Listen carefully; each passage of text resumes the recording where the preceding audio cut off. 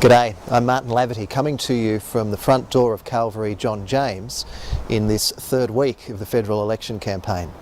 Calvary John James is a very important hospital here in Canberra, not just because of the excellent clinical and pastoral care that it provides, but also because it's the closest hospital located next to Parliament House. Very often politicians make the short drive from Parliament to Calvary John James to make health policy announcements. I thought if I came here I might see some politicians wanting to make some announcements in this third week of the election campaign, where health has hardly been at the forefront of public policy debate. I'm also standing outside the front door of this hospital for a very important reason. We think that improving the health of the Australian population requires action to be taken outside of the formal healthcare system.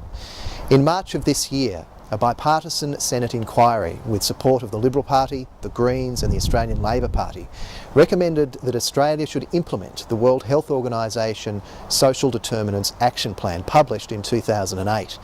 Well, despite the government being given a report in March, government is yet to make any commitments on implementing this WHO action plan.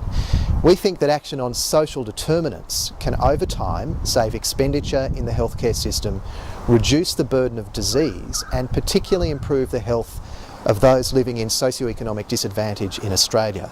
In this election campaign we weren't actually expecting the major political parties to engage in a debate about social determinants, but we are saying that after the election, whoever is elected to office, there should immediately be agreement to implement the bipartisan support that the Liberal Party, the Greens and the Labor Party gave to implementing the World Health Organisation Action Plan on social determinants, so that the health of all Australians, particularly those living in socioeconomic disadvantage, can be improved by action on social factors.